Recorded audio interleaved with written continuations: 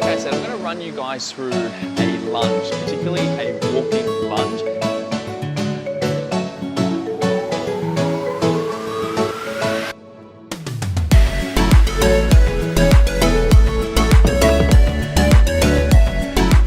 All right, good morning. Hoping everyone's going to have a great day today. I'm on the way to our fruit and veg store. Like I said in the last video, felt some fatigue yesterday. There's a bit of sickness running in the family, so I presume that I'm fighting something. So I'm gonna take today, there's Yaya. I'm gonna take today as a recovery day. So I'm gonna work on some mobility. I'm going to go and get basically as much nutrients into the body that I can. So for dinner, I'm gonna make a vegetable soup with a bit of broth in it as well. So I can feel that I'm fighting something anyway, so it would be stupid for me to be going training. So I'm gonna be showing you guys that. So we're gonna be making a vegetable soup for dinner. Of course, we're gonna put some protein in it as well. And then I'm gonna give you an exercise rundown of the lunge. Walking lunges, static lunges. Lunges are such a great exercise for you to be doing if you have endurance-based goals, or even if you just want to move and play better with your kids as well. Lunges are absolutely fantastic if your knees let you do it, particularly if you do it correctly. And I'm going to give you a little bit of emphasis around how to get the glutes to activate, because a lot of the time you can do lunges and these sorts of exercises and your posterior chain, the back of you, typically doesn't want to activate unless you're really on top of that sensation or really on top of your movement. So that's what we're going to go over. Guys, don't forget to hit like and subscribe to the channel if you've been following on. Otherwise, let's hook into this one.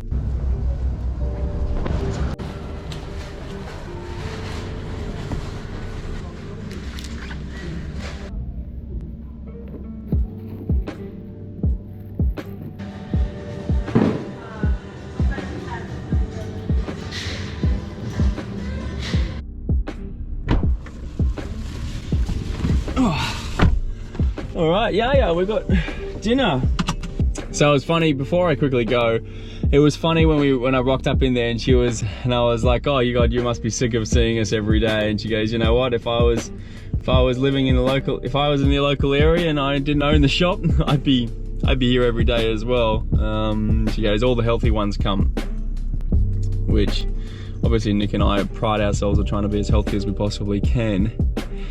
But the underlying statement, I think, was if you eat more and more fruit and veg, you're gonna feel healthier. Well, it depends on your context, right? It depends on what you're currently eating at the moment. Like if you're eating the standard Australian diet, standard American diet, yada yada yada, well then yes, eating a lot more fruit and veg is gonna be really good for you. Don't forget meat.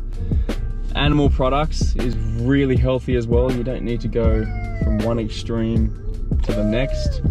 All of your bad stuff is coming from refined carbohydrates and refined fats. It's not vegetables and fruit or meat for that matter as well. A lot of people like to demonize meat.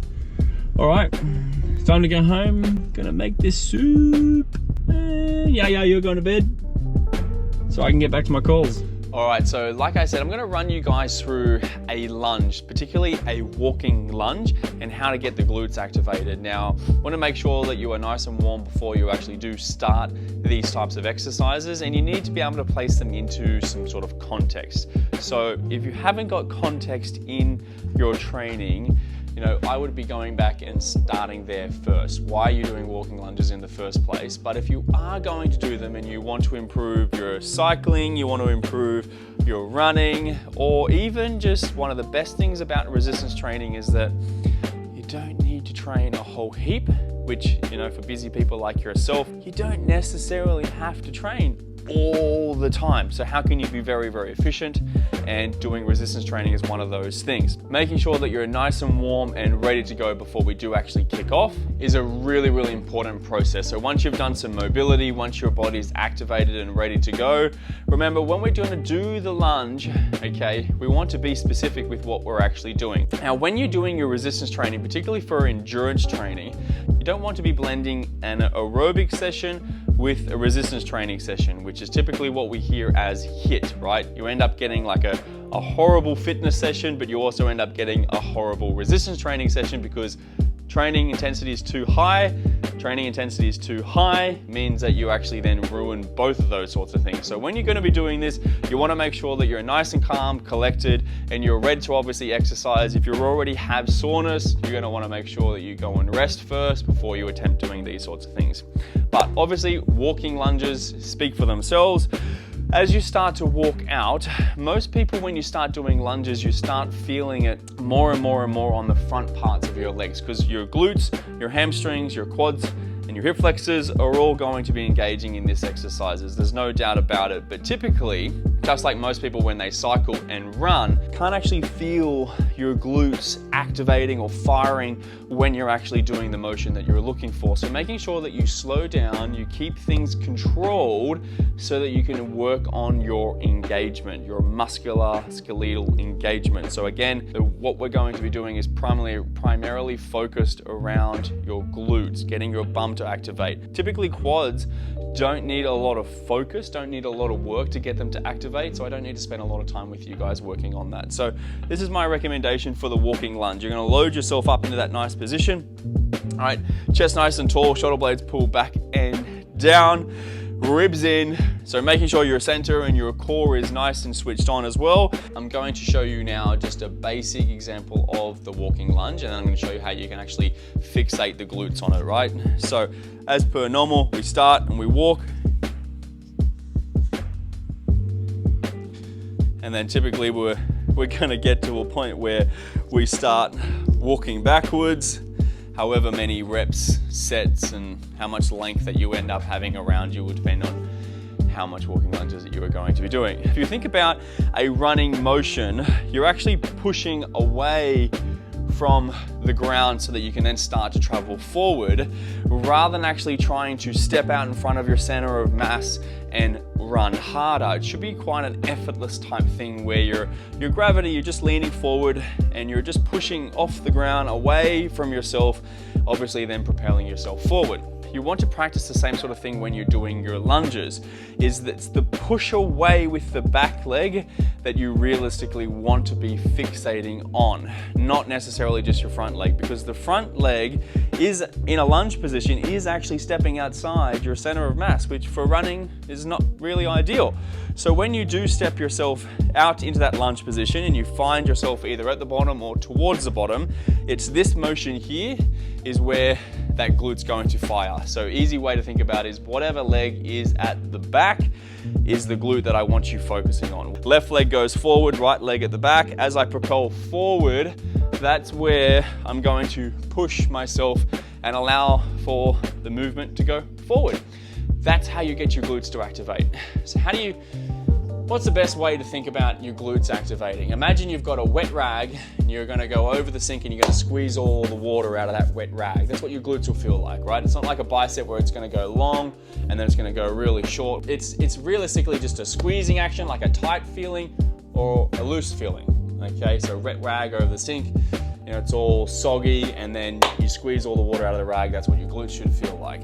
On one foot towards the back, almost in a bit of a running stance, okay? And you're going to straighten that back leg, keep the balls of the feet off, keep the balls of the feet on the ground, the heel off, activate that one specific side, the legs at the back, and then reverse. Other side, again, activate, squeeze that side. You should be able to feel it engaging with your hand, and relax and activate.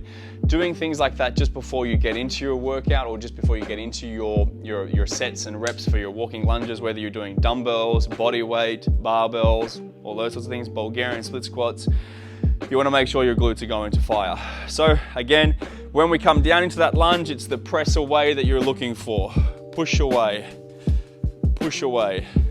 Again, with my 10 plus years of experience in the gym, working with people doing resistance training, it's not the quads that you need a lot of help with. It's getting the glutes to fire, and it's not going to happen if you rush this. It's not going to happen if you don't think about it. You can't just go into the workout and go, oh, just get the workout done, and then I got to get done everything else throughout the rest of the day. You need to focus on what you're actually doing at the time. So making sure that when you are doing these exercises, you don't have to do a lot of them. If you notice, I don't spend a whole lot of time doing resistance training, but I do it very, very consistently.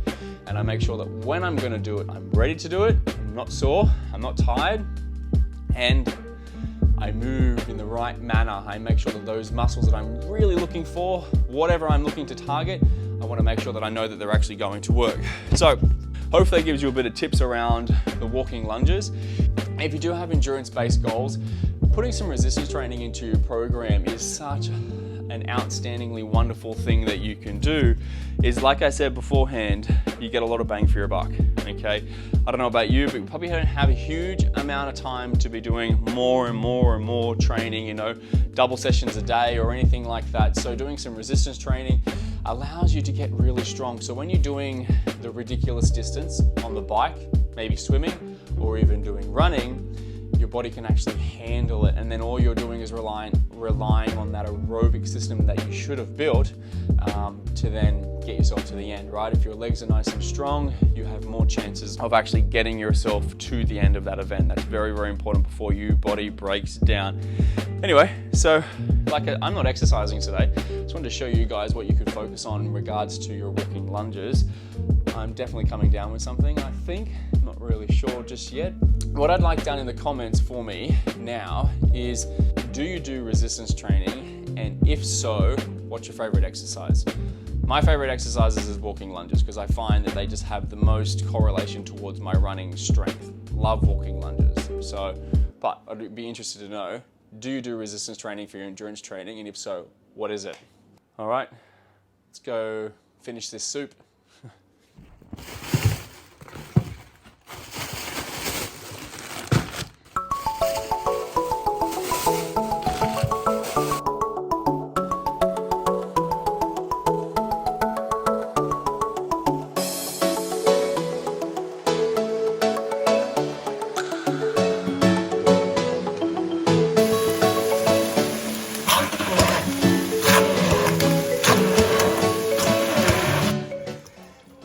So, looks disgusting, but that is the soup, and that's pulled chicken in there. So boiled the chicken and pulled it apart, well, to some degree, and she is good to go.